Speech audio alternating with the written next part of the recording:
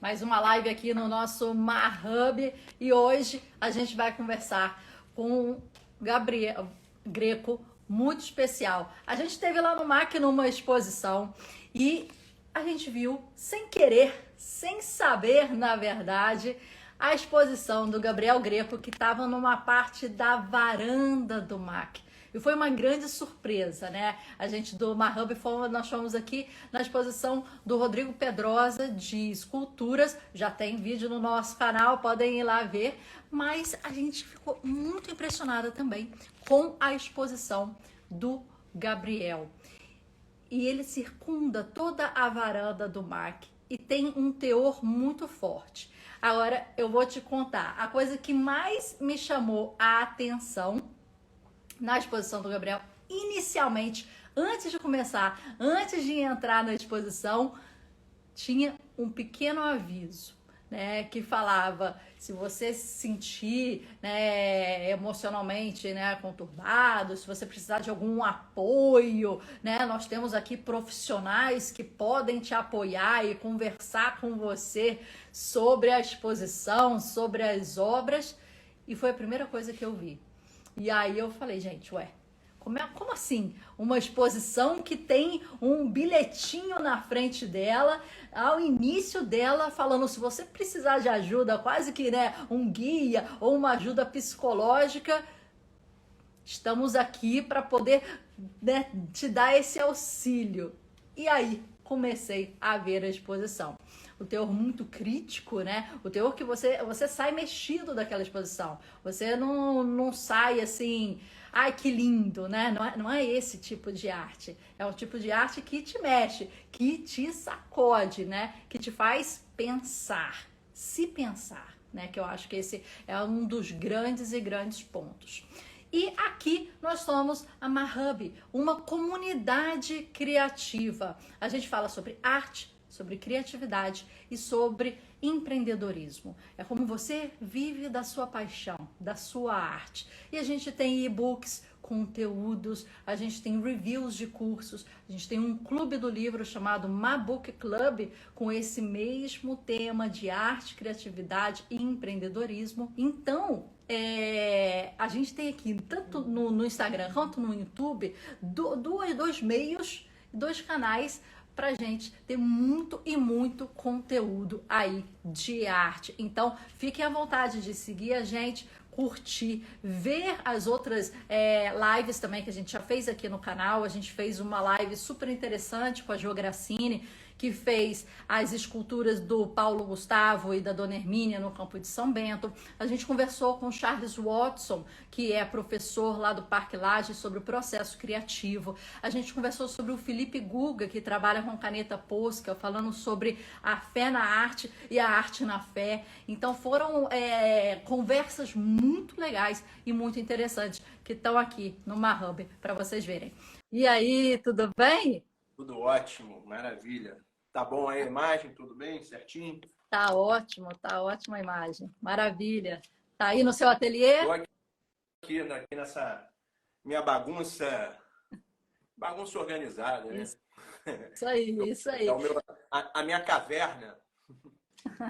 Tá ótimo. Eu tava falando aqui com o pessoal, Gabriel, que a gente foi na exposição no MAC, né, na abertura da exposição do Rodrigo Pedrosa, e acabamos nos maravilhando, né, com a sua exposição que estava ali na varanda do MAC, né? Então foi assim uma grata surpresa, né? E eu fiquei muito assim movida, né? Porque é uma arte que te faz pensar, te faz refletir, né? Gostei muito. Aí logo entrei em contato no mesmo dia que eu fui lá, entrei em contato com você, falei, não, vamos marcar um papo que vai ser legal aí a gente conversar sobre a sua arte. Mas primeiro, assim, para quem não te conhece, né, quem é o Gabriel Greco? Como é que você se define assim como artista? Primeiramente, eu vou agradecer o convite, inclusive por ter ido lá na exposição também, inclusive não só a minha, mas a do Rodrigo Pedrosa, que é um grande amigo meu. Falo que ele é um mestre aí, que eu estou sempre lá tirando as dúvidas com ele, né, de escultura lá, que eu tento ser um pouco escultor. Foi E um obrigado prazer. pelo convite da entrevista. Bem, o Gabriel é um ser que vai mudando sempre assim, conforme artisticamente vai me pedindo, mas no meu dia a dia, sim, eu tenho 42 anos, sou pai de 2 filhos, casado com minha mulher Cláudia, e ao menos no meio dessa bagunça toda aí, tem cachorro envolvido, 4 gatos, é uma bagunça que isso tudo aqui no meu ateliê acontece. Acho que isso daí dá mais inspiração, mais loucura pro dia a dia aí, Com certeza. para fazer a arte e botar ela para fluir, junto com a loucura que já é o mundo, né? Mais ou Com menos isso. Um certeza. breve resumo. Para eu falar assim dessa parte pessoal, assim, para mim é Maravilha. complicado. E, Gabriel, como é que a arte entrou na sua vida? Como é que eu sei que você tem, né, interface com diversos tipos e diversas modalidades de arte, mas como é que a pintura, o desenho, né, mais assim, entrou na sua vida?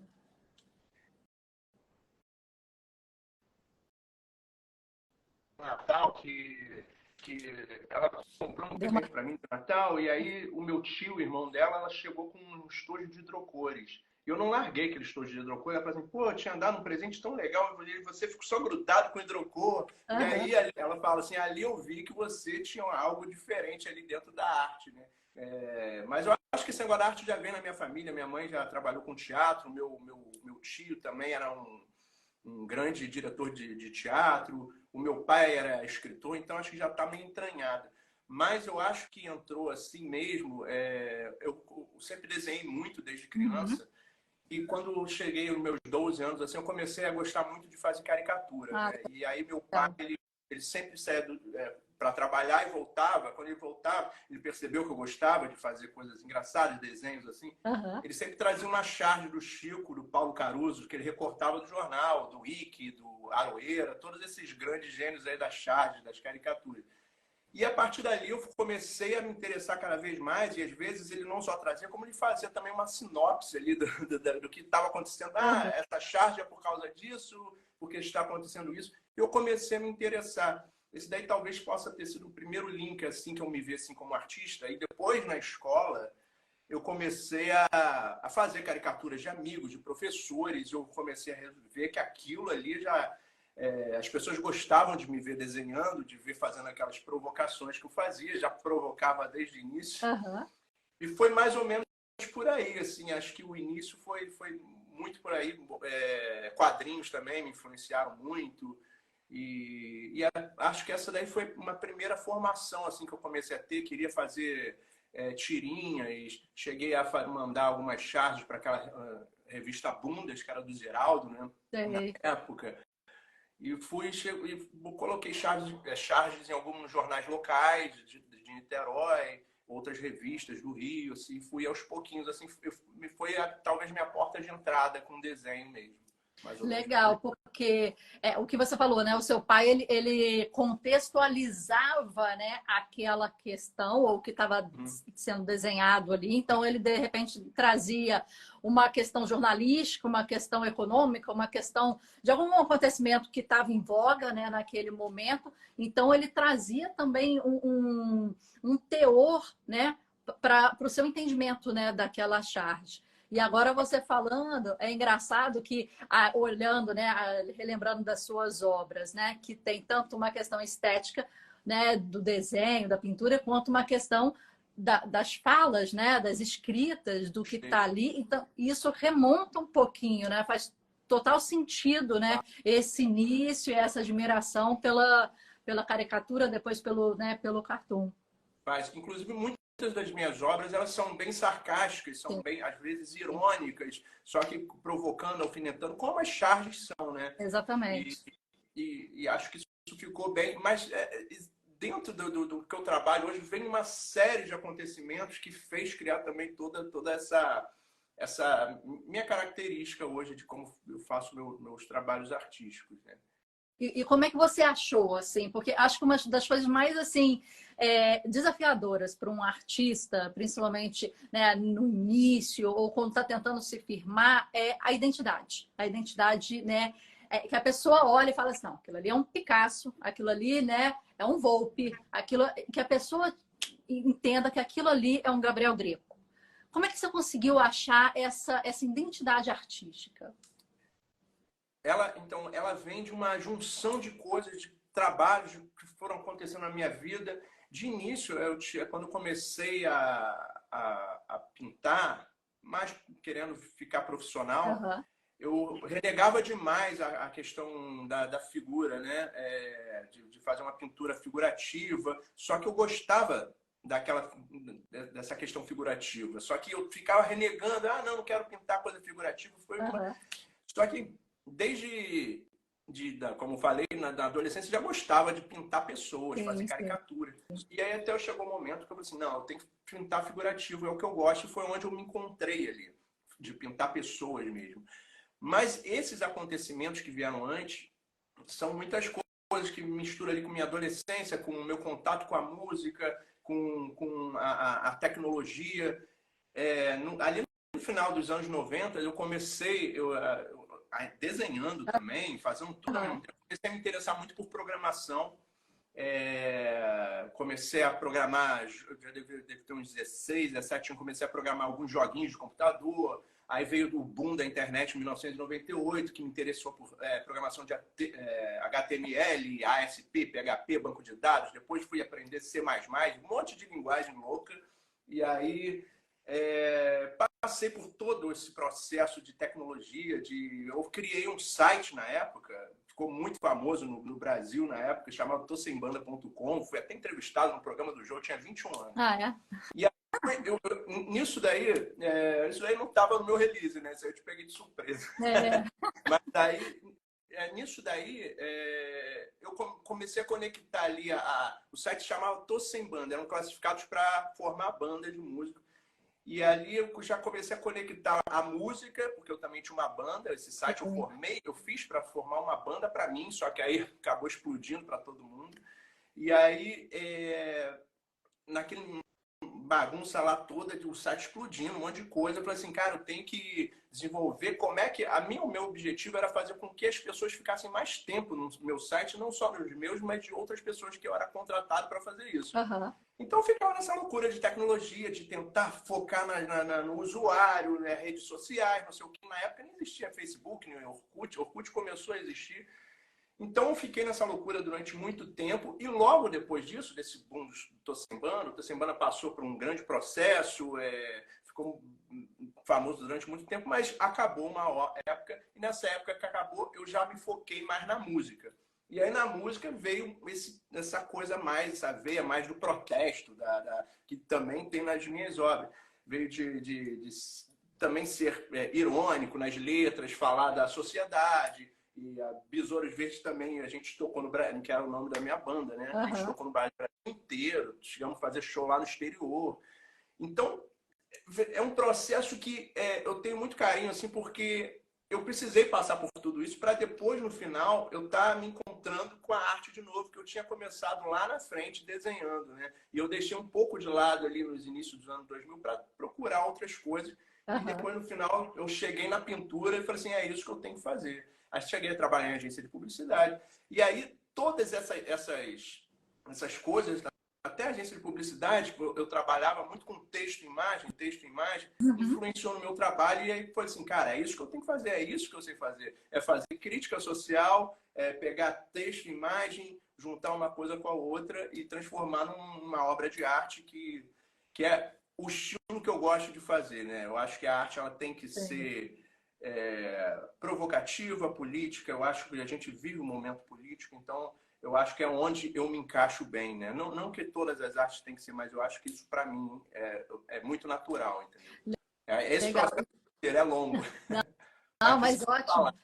E você vê que você falou de vários tipos, né? Até a publicidade, por exemplo, a música, a charge, que usa sempre uma imagem forte e um texto conciso, mas que vai direto ao ponto, né? Até a poesia, né? Que você faz também, a publicidade e a charge é falar pouco com muito. É como se aquele pequeno texto ele chegasse, né? Ele atingisse certinho onde você quer e desse não aquele porradão, mas né, aquela sacudida, né? Pum, com pouca coisa, né?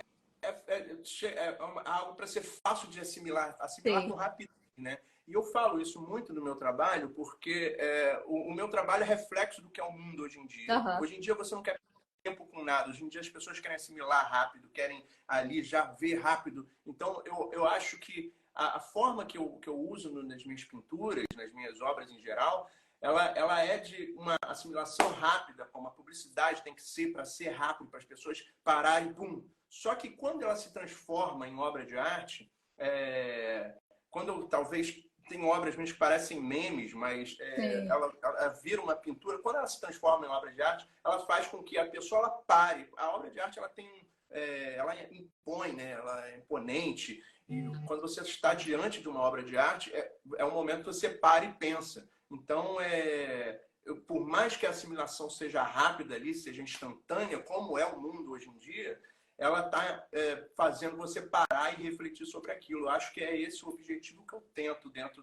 de cada trabalho que eu faço. A gente vê nas suas obras muito assim as questões da contemporaneidade, né? A gente vê até a utilização gráfica do YouTube, né? Aí você comenta dos stories, né? Faz uma selfie aí com o quadro, né? Tira uma foto aqui. Então você traz esse linguajar e traz as redes sociais, traz, né, o que está moderno, até mais recente, né? Para isso. Mas de uma maneira geral, né? Vendo as suas obras de uma forma mais coletiva, qual é a grande questão que você quer trazer? A grande questão é sempre. Eu bato de frente sempre com as futilidades, os dramas burgueses, né, que a gente vive hoje em dia, o comportamento do ser humano diante dessas novas tecnologias, como isso tem afetado, como isso tem mudado a gente. Ao mesmo tempo, eu faço um contraponto com a miséria do mundo, a pobreza, que eu acho que a pergunta que eu faço é assim, pô, como a gente tem tanta tecnologia, tem tanto dinheiro investido em tecnologia, mas ao mesmo tempo tem gente morrendo de fome. Uhum. E a gente está ali curtindo um monte de coisa, e enquanto isso, um monte de gente morrendo de fome. Então, esses dois lados da moeda é o que eu quero sempre, por mais que às vezes tenha um humor ali, não é um humor de achar graça, mas algo irônico, mas é para nos ridicularizar, entendeu? Nos ridicularizar perante a coisas super sérias, a movimentos ou manifestações que acontecem no dia a dia no mundo, que às vezes fica só no superficial da rede, né? E aí, às vezes, aquilo às vezes até se banaliza, né? Existem manifestos que eles têm a sua importância, mas a rede é tão rápida que aquilo que é importante, ela depois começa a virar uma piadinha aqui, outra ali, depois aquilo que era tão importante virou nada. Essa velocidade, né, que tem de banalizar algo que tem uma extrema importância, como papo de racismo, o machismo, todos esses grandes assuntos que têm grande importância no mundo hoje, às vezes se banalizam por causa de piadinhas e não sei o quê, e acho que isso tem que sempre botar para cima, e é uma coisa que eu acho que as redes sociais fazem muito. As pessoas estão ali escondidas, né? Então elas podem falar o que quiser. Então isso daí eu acho que talvez é o lado ruim da internet, das redes sociais, né? Essa guerra, essa briga que banaliza tudo, né? Uma obra que me chamou muita atenção, até era uma pequenininha, mais ao final era um garotinho, né, segurando uma placa, né, que ele, você me corrija se eu estiver errada, ele falava que tem muita gente querendo likes, enquanto outras pessoas estão querendo a comida, né, e o garotinho parecendo mais humilde com a plaquinha, assim, né, como se estivesse também fazendo um pedido, né. Então, foi um trabalho, assim, pequeno seu, né? A dimensão da obra, assim, acho que mais ao final da exposição, mas aquilo, né? Aquilo bate, né? E eu acho que cada um com uma ou outra obra bateu de uma certa forma. Eu falei aqui no início, Gabriel, que eu estava lá no MAC e aí, antes da sua exposição, eles deixaram um letreiro, né? E é o primeiro contato antes de virar ali para a varanda do MAC que a gente tem da sua exposição. E eu li o textinho ali e eu falava, se você precisar de algum auxílio, se você precisar de algum acompanhamento, nós temos profissionais aqui no museu que podem te auxiliar e tal. Eu li aquilo e falei assim, mas, gente, mas que exposição, né? Que exposição é essa, né? Calma aí, que vai acontecer aqui que eu possa, né, eventualmente necessitar de algum auxílio ou, né, algum acompanhamento, alguma coisa assim. E aí eu já fui meio assim, vamos ver o que é isso, né? E aí eu vi o conteúdo, vi, né, as suas escritas, as falas, assim, mas esse foi o primeiro choque, né, que eu falei assim, ué, que eu vou ver aqui, né? Eu acho que as pessoas, elas estão, às vezes, o que eu estou tratando ali são assuntos reais, né? Eu não estou falando nada absurdo, né? Eu acho que as pessoas têm muito medo, talvez, da realidade, né?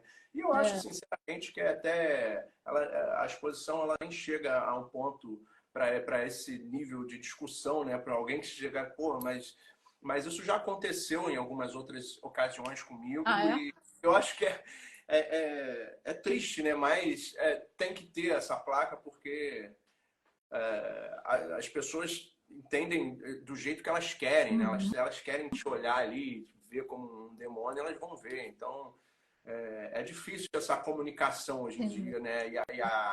E o poder de fala de todo mundo que tá sempre querendo ter a palavra final, a opinião final, essa briga lá, tem até um quadro que eu falo isso, toda opinião gera uma contra-opinião. Essa disputa, essa briga que não acaba, e é bem por aí mesmo, Uhum. né? E não sei se você viu, essa semana está surgindo um boom aí nas redes sociais sobre umas lives, se não me engano, a sigla é NPC. Não sei se você já ouviu falar. Já ouviu falar? Não. São pessoas reais, né? Que fazem uma live e elas imitam personagens, aí o C, né, de characters, personagens de jogos, pelo que eu entendi. Só que são personagens secundários, né? Desses jogos que você joga, um personagem que passa por você, fala, sei lá, uma frase, né? Agora, E você passa. agora eu me liguei no NPC nos jogos, né? São robôs, né? São, São como se são fosse, robôs. né? Mas agora tem lives de pessoas reais imitando esses personagens e fazendo lives de horas imitando esses personagens. Então, lá fora está mais forte e tem gente que monetiza com isso. Que as pessoas elas ficam, sei lá, 3 horas fazendo a mesma coisa e as pessoas vão lá e dão uma moedinha não sei se é o TikTok que estão utilizando, e a mulher que mais despontou está fazendo US$ 5.000 por live. Cara. Só de dinheiro assim que as pessoas estão dando. Mas isso traz várias discussões hoje em dia. Aí, por isso que eu falei, você tem muito na sua obra, o YouTube, o Instagram, né? Você traz essas redes e a dinâmica dessas redes, né? E já tem brasileiro fazendo esses tipos de live, né? E é tipo assim, um cara falando: você quer milho? Você quer milho? Você quer milho? Você quer milho? Você quer milho? É isso. É uma live que ele se veste como um personagem e fala a frase do personagem que tem uma frase. Então, você quer milho? Você quer milho? Você quer milho? E ele com milho na mão. E aí trazem discussões, né? A gente está num momento em que a gente está assim, cara, cadê a saúde mental desse pessoal, né? O que está acontecendo? Quem está vendo está querendo o quê? Quem está fazendo está... O que está saindo daquilo ali, né? Né? É Não muito sei. difícil de entender tudo isso, né? O próprio. Isso daí eu acho que eu já cheguei num absurdo, né? Mas acho que a tendência é só ficar mais esquisita a situação. Eu acho que o YouTube também tem muita coisa, né? Acho que essa questão da monetização mexeu muito com todo Uhum. mundo, né? E é uma forma de ganhar dinheiro e esse negócio do dinheiro, da fama, são todas coisas que juntando é uma mistura explosiva, né? Onde a Sim. nossa criatividade, o nosso pensar, né, sobre as situações vai minguando, né? Assim, caramba, assim, pô, a gente teve tantas coisas, né, ao longo de tantos anos, né, interessante da gente aprender e a gente fica vendo, batendo de frente com essas coisas que bem pobres, assim, né? De conteúdo, né? É complicado, é uma discussão que a gente fica assim, ah, não, mas isso é legal por causa disso, mas acontece isso. Então, vai ter sempre isso, essa guerra tecnológica. Eu acho que só começou, inclusive, a inteligência artificial, ela tá vindo para dominar isso de uma vez por todas. Esse mercado, essa briga da inteligência artificial, estão disputando quem vai construir a melhor inteligência Aham. artificial. E aí vai chegar um ponto que eu falo assim, cara, será que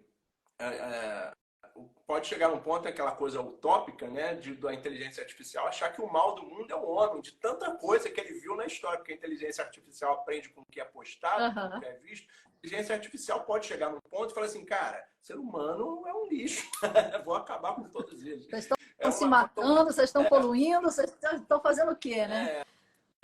É utópico, mas vale o pensamento, né? Sim, então, sim. é difícil, né, da gente entender, né, até onde vai isso, essa bagunça toda. Né? A grande questão que eu comentei isso foi que, às vezes, o nosso pensamento, até as nossas ações, são, às vezes, moldados pelo o que o algoritmo quer e vai dar audiência, né? E aí é um círculo virtuoso, né? O que a gente quer, o que a gente faz, o que o algoritmo quer e que premia, né?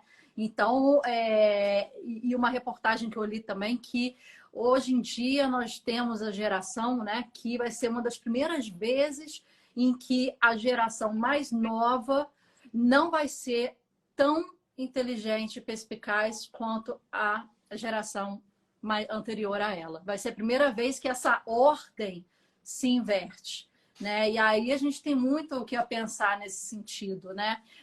Estamos criando, sei lá, conhecimento fútil ou raso demais, né? A gente não está lendo, a gente está, sei lá, vendo resumo de livro, a gente não está desenvolvendo um pensamento tão crítico e fazendo sinapses, a gente está fazendo dancinha no TikTok, a gente está fazendo vídeos cada vez mais curtos, né? Então, para onde está indo também, né, a nossa mente? O que está guiando isso?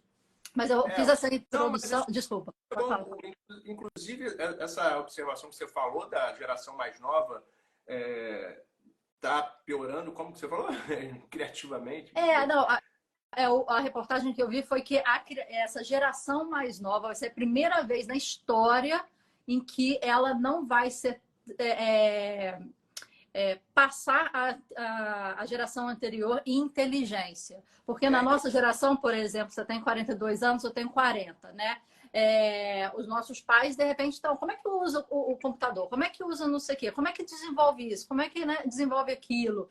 Chega uma hora que a gente passa, a gente lê mais, estuda mais, as faculdades são mais fortes, são mais potentes, o mercado de trabalho, né, 3 mil para uma vaga.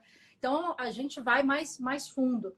Mas o que eles estão vendo é que essa nova geração não vai ser tão inteligente ou competente quanto a geração anterior. Se você parar para pensar, a inteligência artificial ela já está fazendo com que a questões criativas diminuem. No momento que você vai ali pede para criar uma imagem para você deixa de trabalhar a sua criatividade para criar aquela imagem, deixa a máquina criar para você. Ou para digitar um texto. Eu conheço várias pessoas que já estão usando a inteligência artificial para digitar contratos. Cada coisa que você faz no seu dia a dia, você está estimulando. Você está estimulando. Se você bota a máquina para fazer tudo, e isso já está acontecendo, a inteligência artificial, o poder dela é absurdo mesmo. E isso é só o começo. Você vai atrofiando o seu cérebro de certa forma. Acredito que sem estímulo ele vai ficar, não é menor, mas vai ir parando. Ou então vai ter que achar outras formas de estimular o cérebro, porque o ser humano só chegou até aqui por causa da criatividade e poder de fazer as coisas, enfim. No momento que você começa a criatividade a não ser estimulado o tempo inteiro para criar coisas, para fazer uma comida, assim, no momento isso vai chegar um momento que vai parar mesmo, né? É complicado, e eu acho tem que saber usar, né? Acho que essa é a grande questão. Eu ouvi uma frase que o Bruno Perini falou, não sei a autoria original, mas fala que sempre a pergunta, né? A máquina vai ultrapassar o humano, né? Então, ele fala, não, a máquina vai ultrapassar o humano, mas nunca vai ultrapassar um humano com uma máquina. Então, a grande questão é a gente usufruir daquela ferramenta, que é isso, para nos potencializar, né? Mentalmente e no nosso dia a dia, né? Exatamente. Agora, pô, vai estudar, aí pega a prova toda pronta, ou então vai fazer, preciso que faça uma redação, pega a redação toda pronta. Eu falo um negócio sempre que a gente perdeu a questão do exercício da paciência, né? De muito tempo para cá, a gente já vem perdendo isso. Os nossos filhos já estão perdendo a gente, porque a gente tinha que esperar o próximo dia para ver o próximo capítulo. Isso tudo sem querer exercitava a nossa paciência. Hoje em dia, nós mesmos que passamos, acho que a nossa geração foi a geração que mais apanhou a tecnologia para ter que aprender e ser rápido. Então, e agora os nossos filhos não têm mais exercício de paciência quase que nenhum. Ela já está ali, já quer passar para outro filme, então passa para outra música. Antigamente você tinha que pegar uma fita, tinha que rebobinar ela, voltar. Tinha todo esse exercício da paciência que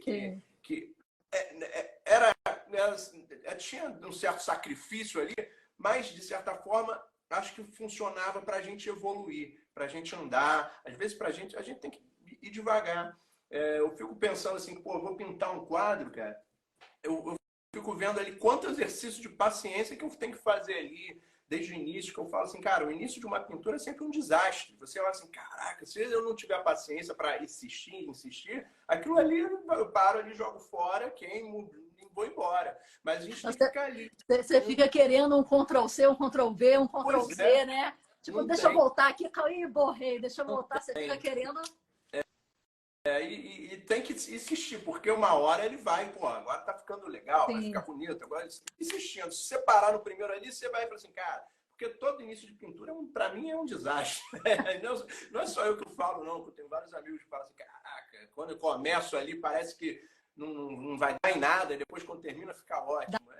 Isso. Aquela agarrada, né? E paciência. Paciência, acho que é tudo que na vida que a gente está perdendo, né, ao longo dos anos que vão passando, né?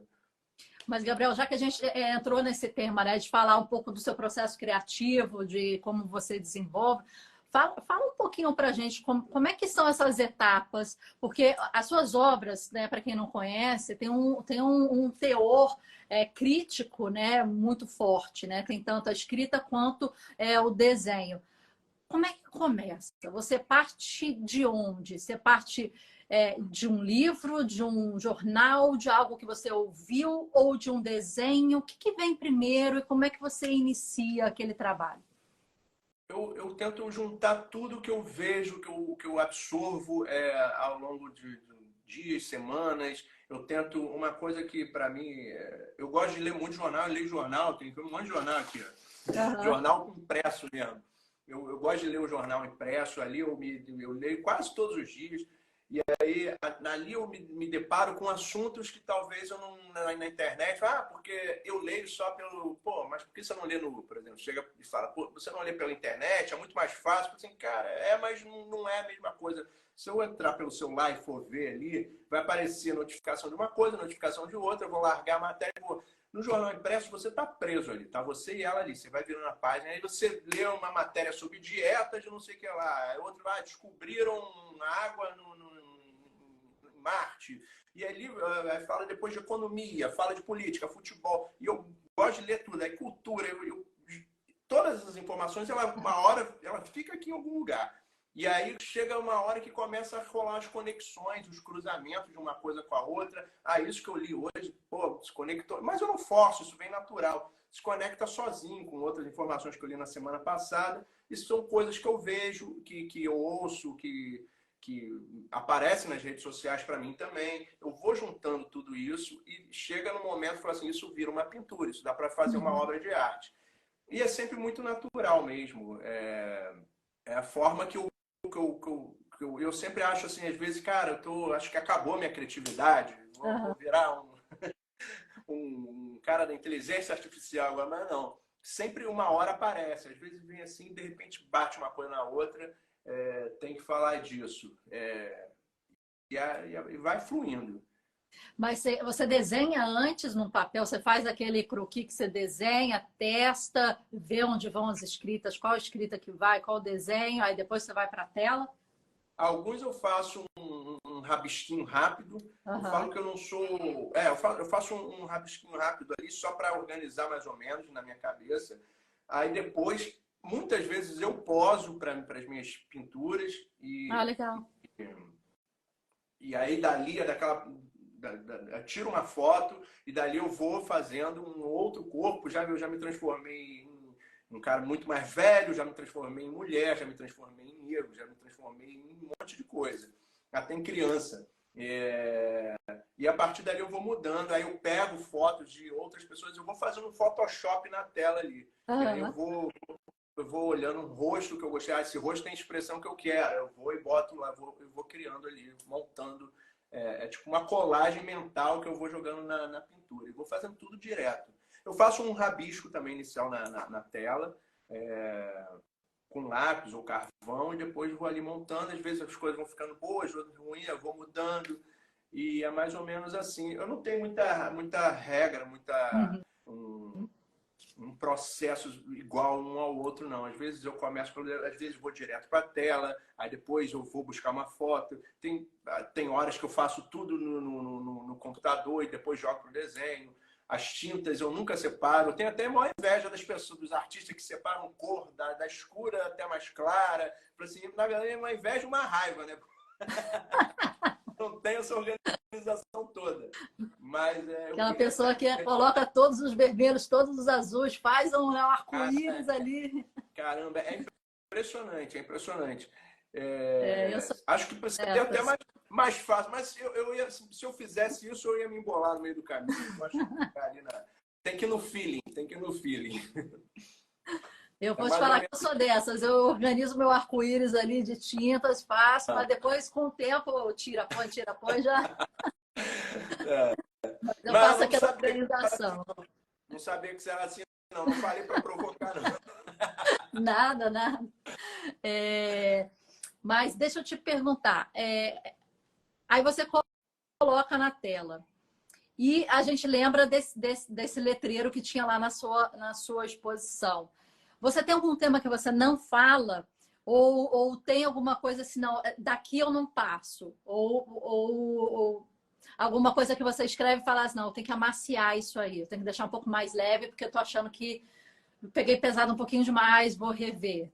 Tem algum limite, assim, ou alguma análise que você faz para ponderar? Eu não tenho muito limite, não. Eu não gosto de me privar de nada, não. Se eu acho que eu tenho que falar, eu vou falar. Eu não tenho, eu não seguro as rédeas, não. Eu deixo Aham, solto. E aí tem algumas obras minhas que, às vezes, até para postar, quando eu vou postar, às vezes eu fico meio receoso, assim, porque as pessoas entendem o que elas querem. aham. E então, teve uma obra só que eu nunca mostrei para ninguém, era bem pesada, mas eu pelo menos uma vez por ano, eu tenho ela aqui até hoje. Uma vez por ano eu pego ela, eu vou mostrar isso aqui. Melhor não. Não é nada, cara. Eu não acho nada demais, mas as Aham. pessoas são complicadas. E... Não, mas Mas é o eu que é falo. uma fiquei curiosa.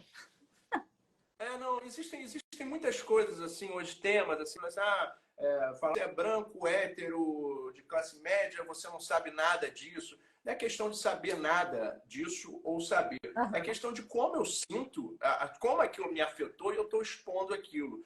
aham, E é sempre, eu nunca faço nada, é sempre uma crítica social em prol da maioria das minorias. E eu não gosto de me privar. Imagina se eu começar a me limitar em pintar só homens, branco, hétero, torcedores do Botafogo que eu sou. Só imagina, a minha arte não vai fluir, né? Então, aham. é estranho, né? Às vezes as pessoas cobrarem, porque você não pode falar sobre esse tema, você não pode. Eu posso falar de tudo e eu vou falar, gostando ou não, ela vai estar lá. Aí para discutir, cada um, né, vai trazer a discussão para cada um, vai trazer o papo e cada um vai interpretar da forma, né, que bater, né? O que eu quero é que venham discutir, que venham falar comigo, conversar sobre aquele tema e levantar aquele tema que eu estou botando ali para criar novas visões, para novos questionamentos. Tudo que eu faço, eu não estou dizendo que aquilo ali é o certo. Eu estou querendo botar aquilo ali para levantar questões. São visões minhas e vamos falar sobre isso, é um tema. Vamos conversar sobre racismo, sobre machismo, sobre homofobia. Eu estou botando aquilo ali para ser falado e tem que ser falado. É tipo colocar em pauta, né? E quando você está num museu de prestígio, de renome, é você trazer aquela pauta para um ambiente em que as pessoas estão ali para ver, né? Elas estão ali para sentir, para pensar sobre aquilo, né? Então coloca como se fosse num local de destaque para falar, vamos falar sobre isso, né? Vamos pensar sobre isso, né? Pelo menos, né? Então, e é como eu falei, né? Quando ela vira uma obra de arte, ela fica imponente ali na sua frente. Então é o momento de se falar, né? Sim, sim. E eu ia falar um negócio só que acabei esquecendo agora, mas vai seguir. E para você, o que faz assim uma obra inesquecível? Quais são assim alguns elementos que tem que ter uma obra para você, né? Uma visão particular sua, que ela seja inesquecível. E qual obra seria essa para você? Qual obra você bateu o olho e lembra de volta e meia você se pega pensando naquela obra de arte, você se pega pensando, né, naquilo, naquela mensagem que foi passada, né? Essa obra que ficou inesquecível para mim, mas talvez quando eu vi, é porque é uma questão da história da arte ali, é uma obra que eu sempre quis ver. Eu fui no Museu d'Orsay uma vez e lá eu vi a Olímpia do Manet, né? E ali aquela obra eu fiquei chocado, ali eu gostei de ficar vendo aquilo ali. Ela teve uma importância muito grande na época ali do impressionismo, né? Um pouco antes até do impressionismo. E quando eu me fiquei ali de frente para ela, eu vi assim uma força, eu vi toda uma história acontecendo ali, tudo aquilo passando até chegar ali naquele momento que eu estava olhando para ela. E eu gosto muito da pincelada impressionista, do Manet, era linda, né? Eu pude ver aquilo na minha frente e foi uma obra inesquecível. Mas o que é para uma obra ser inesquecível, o que tem que ter hoje em dia, assim, eu acho ela tem que você olhar para ela e te causar alguma coisa ali dentro, ou para o bom ou para o mal. Você tem que se sentir ali afetado, né? Eu acho que a arte ela tem um pouco esse papel, né? Não apenas de ser bonito, de ser atraente, de ser às vezes um mistério, que eu acho tudo isso maravilhoso. Mas eu acho que um outro papel da arte é ela afetar com coisas que a gente vai poder pensar sobre isso futuramente, né? Para ver e tentar mudar o mundo, para ver para onde o ser humano vai, o que estamos fazendo aqui agora, né? Acho que a arte contemporânea ela tem que ter esse papel aí hoje em dia que o mundo está muito confuso, muito louco, né? Então a arte é fundamental, por isso que é o primeiro lugar que querem calar, né? E é o que porque faz que faz pensar, né? Exatamente. Eu visitei agora recente a Arte Rio, e logo antes teve, né, a Casa Cor. E aqui para o nosso canal do Marhub, a gente sempre faz os vídeos, né, das nossas visitas, os eventos e tal. E eu fiz um vídeo reflexivo, né, sobre a arte no ambiente, né, sendo ele comercial ou residencial, né? O que a gente analisou foi que a pintura em si, não sei se é a sua percepção essa, mas a pintura em si, aos poucos, ela tem perdido um pouco do espaço. Esse espaço tem ganhado força aí a escultura de parede, por exemplo, os tecidos até, ou outros materiais que são utilizados também para colocarem na parede, as fotografias, né, em detrimento puramente da pintura em si, que eu acho que era muito mais forte nos ambientes. ou até hoje em dia os prints, né? Os prints, as coisas assim, do que a pintura em si. Eu estava vendo uma live recentemente que discute, né, essa questão, né? Por que pintar? E por que pintar agora, né? Por que é tão importante continuarmos pintando, né? Que é como se a gente estivesse fazendo um registro, né? Do pensamento e da emoção de uma forma até mais genuína e mais completa do que puramente em palavras. Aí você vai naquela máxima, né? Uma imagem diz mais que 1000 palavras, né? Mas é uma expressão muito particular, mas também muito coletiva daquele momento que a gente está vivendo. E aí as suas obras de arte falam muito assim, né? Pensam um momento, né? Como você colocou no textinho que você me mandou, ele pensa o homem contemporâneo, né? E traz isso em voga, né? Coloca a estampa ali na sua cara as questões que você está colocando. Você está passando e aquilo está ali. E vamos refletir, vamos pensar. Então, aí eu observei essa importância do porquê pintar. E por que pintar agora, né? Porque existem várias formas de arte, né? Cada vez mais aí com a inteligência artificial, como você está falando, aí você vai ter Midjourney, você vai ter um monte de coisa, né, que vai desenvolver. Mas por que a mão livre em cima de uma tela ou um papel, né, ainda muito importante, né? Isso que para mim é, é muito importante ressaltar hoje em dia, né? E eu acho que a sua obra de arte, o seu trabalho, ele expressa isso. Ele pega um retrato de um pensamento crítico atual sobre o que está acontecendo, né? E ele vai, com o tempo, coloca 10 anos aí, ser não só a sua expressão particular, mas um registro de um pensamento, de emoção, de um momento, né? Um registro crítico, né? Eu acho que a pintura contemporânea, inclusive no meu trabalho principalmente, que eu tenho mais, posso falar melhor, eu acho que a pintura em si, ela conecta com o passado de anos e anos de história da arte. A pintura sempre foi algo grandioso, que vem desde antes do Egito, enfim, e vem até hoje. No momento que você está aqui hoje, no meio de tanta tecnologia, de tudo, podendo fazer arte de tudo quanto é jeito, com luz, com laser, com inteligência artificial, com projeção, um monte de coisa, você está ali e faz uma pintura, hoje em dia, isso daí serve para a gente lembrar o que a humanidade passou até hoje. A pintura, ela tem esse resgate do passado, tem essa conexão do passado. Isso daí conecta o homem contemporâneo ao passado, de onde a gente passou, estamos ali ainda. Isso aqui é tudo feito manual, é tudo feito do jeito que faziam há vários anos atrás. Então, eu acho que essa conexão é a coisa mais importante, eu acho, da pintura contemporânea hoje em dia. Ainda mais quando a gente conecta com assuntos de hoje em dia. Assim, caramba.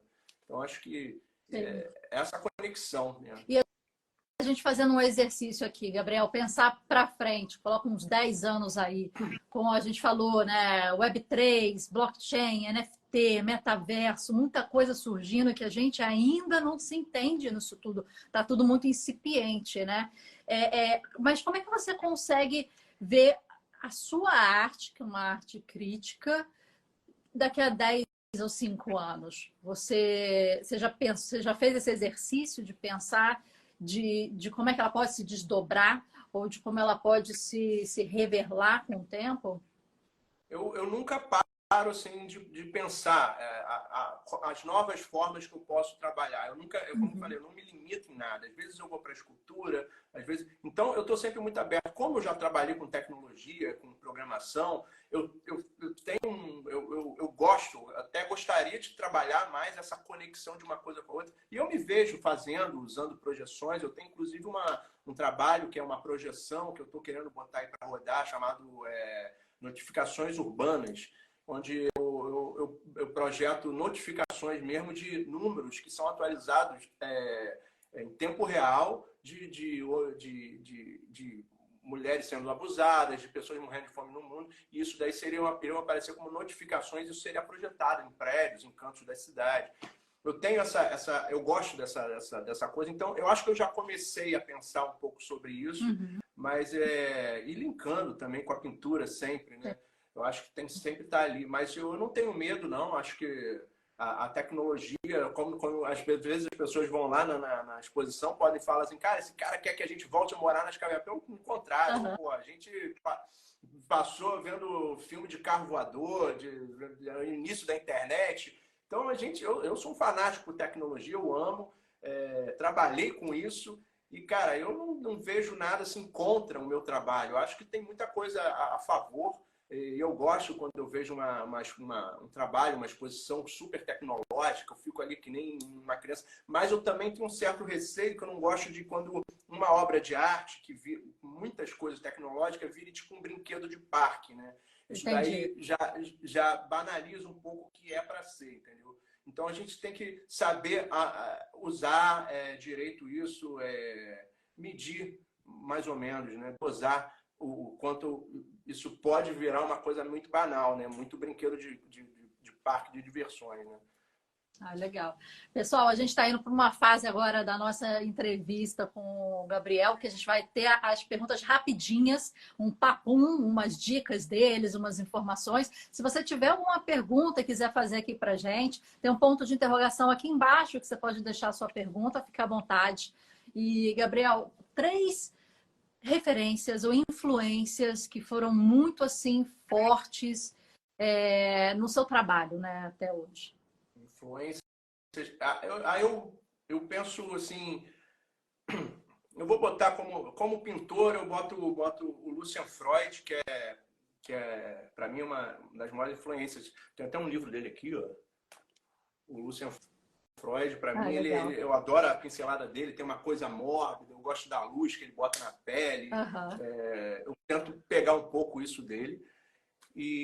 Mas aí eu também misturo com toda a questão da música, né, que me afetou muito. Aí eu Sim. sempre boto os Ramones, para mim foi uma banda que mudou minha vida, assim, aquele negócio dos Ramones, ele disse para o mundo sem saber que estava dizendo que você pode fazer algo maravilhoso sem ser perfeito, entendeu? Você Aham. pode fazer, então vai e faça. E eu acho que as coisas que eu faço, eu nem considero nada que seja perfeito. É simplesmente eu quis fazer. Os Ramones me ensinou isso, não só com estilo, mas também com a música, da forma que eles tocavam.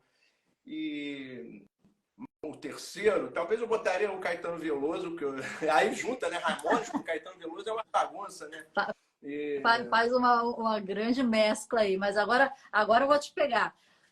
Quem desses 3, você chamaria para um café, para tomar um café numa tarde gostosa, e que pergunta você faria?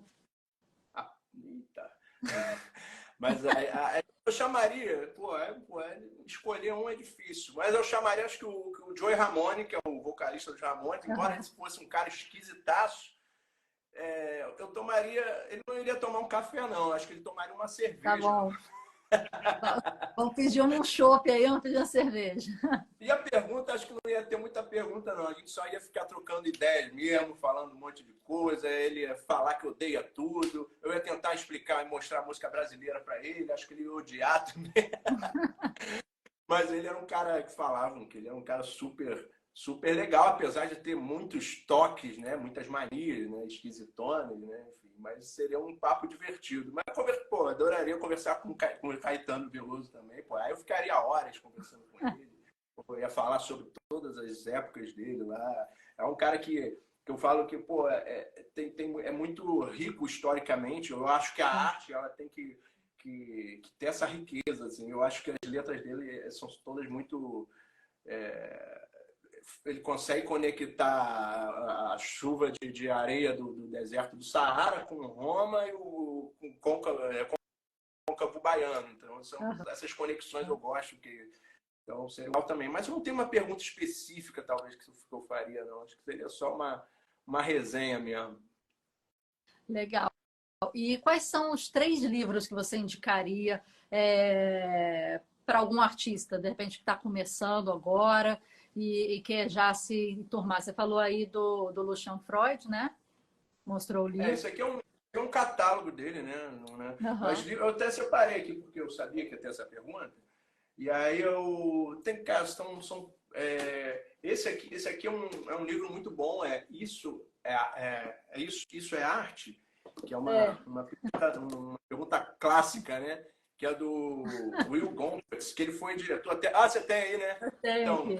ele é ótimo, cara, porque ele conta a história lá desde o impressionismo até os dias de hoje, de, de uma forma muito com uma crítica muito tranquila, né? Fácil, né? Eu acho que é bom para as pessoas entenderem de algumas coisas que a gente realmente, pô, será que isso é arte? Por que o cara fez isso? E aí, nesse livro, ele é um livro que vai rapidinho, é fácil de ler. Esse livro é legal, Gabriel, porque ele vem com um mapa, o livro, né, que tem todos os grandes estilos, né, e tendências numa linha do tempo, né? Porque às vezes a gente se perde, um foi antes, outro foi depois, então ele vem com esse cartãozinho aqui também.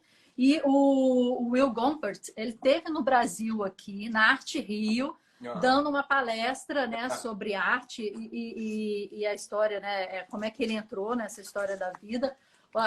Eu tenho a assinatura dele, que eu fui na palestra dele. Maravilha. Deixa eu ver, 2013.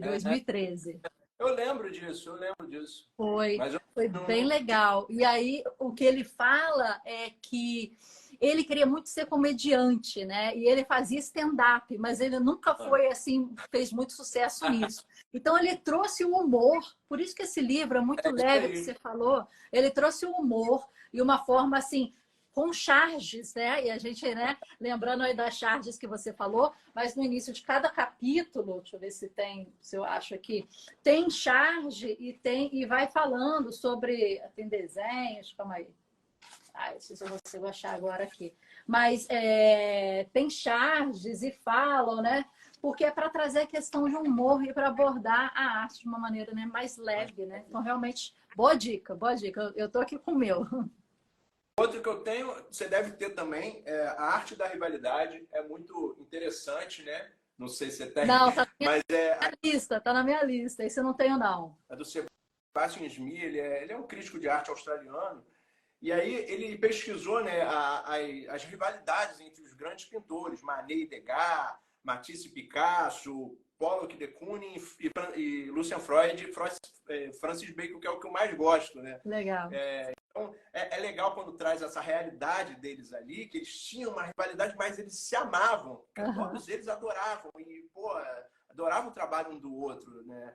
E quanto isso era enriquecedor um para o outro. Então, essa troca para gente que é artista, a gente vendo que eles também tinham, pô, era assim, cara, é assim comigo também. Então, a gente começa a se ver dentro desse livro aqui em vários momentos. É muito bom, engraçado também, tem várias coisas legais. E o terceiro livro é um livro que meu pai me deu, eu amo, é o Paris é uma Festa, que é o do Hemingway, né? Tenho. Eu só não achei agora, mas eu tenho. É muito legal. Paris é uma festa, né? Mas eu li há muito tempo. Conta toda essa época, né, de Paris maravilhosa, da década de 20, e ali ele sofrendo para ser um grande escritor, um artista no meio daquela bagunça, a vida sofrida da arte, né? E várias vezes eu me vejo ali nele também, né? Muito bom. Sentado nos cafés, tentando, né, escrever um pouco. Pô, eu queria ter vivido nessa época, ó. Mas que legal. Lembra aquele filme, né, que retratou um pouco. De Paris, né? Isso. Retratou um pouco desses cafés. Isso, e dessas passagens aí. Bem legal. Boas dicas, gostei. A gente está alinhado aqui, na nossa bibliografia. E, Gabriel, como é que você gostaria de ser lembrado? Quando alguém se referencia em você. Pô, conheci aquele artista, fui lá no MAC, Gabriel pinta, Gabriel Como é que você gostaria assim, que as pessoas te referenciassem? Essa pergunta é difícil, né? Porque eu não penso nisso, né? De ser, mas talvez um artista que sempre quis explanar o que era talvez melhor para uma sociedade, enfim, de tentar ali bater de frente com vários assuntos que às vezes ninguém quer falar. é difícil, é difícil. A palavra não é polêmico, porque eu não me acho nada polêmico, estou longe disso, mas é um cara que está ali, que fez a pintura contemporânea da sua época e contou essa história. Acho que eu tento contar muita história da nossa época, de como a gente vive hoje em dia, por mais que tenham coisas ali no meu trabalho que vai passar alguns anos, ninguém vai entender o que é isso, mas a gente vê pinturas de outros artistas de anos atrás que a gente pergunta, mas o que é isso que ele está segurando aqui? Às vezes não sabe, mas é mais ou menos isso. Eu tento contar um pouco do que acontece no mundo contemporâneo, na nossa sociedade hoje em dia, o comportamento, de como a gente se comporta. Eu acho que é assim, né, que eu pretendo fique aí para a história, né? Espero. Legal. E nossa última pergunta, Gabriel, qual conselho você gostaria de dar para um novo pintor, uma pessoa que esteja começando na pintura hoje em dia, né? E numa pintura que tem um viés parecido com o seu, uma pintura mais crítica, né? Que faça pensar, e um conselho que de repente você gostaria de ter recebido no início, que de repente iria te ajudar. Eu acho que é difícil esse negócio de conselho também, né? Porque eu me vejo também ainda começando. A gente acha que artista sempre se vê ainda, que a gente está sempre num processo. Mas eu acho que nunca parar, porque a arte é como eu falei anteriormente, né? Mais cedo. De início pode ser algo difícil, né? Pode se parecer assim, a gente começa uma pintura, parece que está fazendo um borrão ali, caramba, ferrou. Não, é ter paciência, continua. Muito treino, parece que não é uma coisa. Não, a gente treina, a gente batalha, é ter muita paciência e persistir, mesmo quando sai o feio, você vai e faz de novo, porque às vezes é frustrante, a gente se frustra muito, né? Sim. Então, não se preocupar com as frustrações, que elas vão aparecer e você vai ter que saber resolver sem inteligência artificial, sem nada para te ajudar. Às vezes até a inteligência artificial vai tirar disso, mas não vai ser a solução, não. Vai ser, como eu digo lá nos meus trabalhos, vai ser apenas um paliativo, né? Então, você tem que saber se virar sozinho. E quando a gente se vira sozinho na arte, isso só melhora. A gente vai para outro degrau, indo para outros patamares e vai indo. Eu acho que isso daí serve como um conceito também que eu talvez não tenha ouvido. Eu demorei para exercitar isso na minha vida. E é isso. Legal. Eu queria te agradecer muito essa troca aqui com a gente aqui do MarHub. Muito obrigada. A sua exposição realmente nos impactou, né? A gente saiu de lá e falou, eu vou entrar em contato com esse cara, a gente tem que conversar com ele, calma aí. Então, obrigada por ter nos dado a oportunidade de trocar, de saber um pouquinho do seu processo criativo, porque às vezes a gente vê a obra de arte, a gente fica querendo saber mais, né, do artista, né? O que pensou? O que quis passar, né? O que está por trás, qual a história de vida que está por trás daquilo, né? Eu acho que quando a gente toma um tempinho para a gente ter essa conversa, para a gente te mostrar, né, um pouquinho, e depois a pessoa vê a sua obra, acho que aquilo vem com um contexto, de repente era o que o seu pai trazia, né? E vem com um contexto para aquilo enriquecer ainda mais o discurso das suas obras de arte. Então, muito obrigada por essa oportunidade, por estar aqui com a gente, trocar ideia. E queria te perguntar onde que as pessoas te acham? Como é que faz para saber onde você vai fazer nova exposição? E como é que elas te acham nas redes sociais? Eu que agradeço mano, pelo convite, Marcela. Foi ótimo aqui o nosso bate-papo. Assim, eu estava meio enferrujado com esse negócio, mas achei ótimo tudo. Me senti super à vontade. Obrigado por estar aqui falando dela, divulgando. E para me encontrar mais no Instagram mesmo, eu tenho meu site também, só que está em construção aí, eu tenho que rever isso agora. Mas no meu Instagram, por onde é o melhor canal para me encontrar mesmo, é Gabriel Greco Arte. Quem está aí já deve estar com o link aí, né? E Maravilha. é isso. Muito obrigada. Então, pessoal, muito obrigada. A live fica salva aqui no IGTV e depois a gente edita para o YouTube. Também vai ficar lá onde estão todos os nossos conteúdos, nossas lives, reviews de cursos, os nossos livros, né? A gente faz resenhas de livros, então nosso Clube do Livro está lá também. Fica à vontade de ir lá e seguir. E siga o Gabriel aí para ver onde que ele vai fazer as novas exposições. E se puderem, a exposição dele está no MAC, né? Fica até quando, Gabriel? Fica até 26 de novembro, ainda tem um tempo para ver, mas passa rápido, né? Tudo tá voado. Exatamente. Já se programa aí para ver que está valendo muito a pena. Acredita na gente, está muito boa a exposição. Parabéns, Gabriel. Muito obrigada. Obrigado. Valeu todo mundo aí. Valeu. Um beijo. Tchau. Tchau.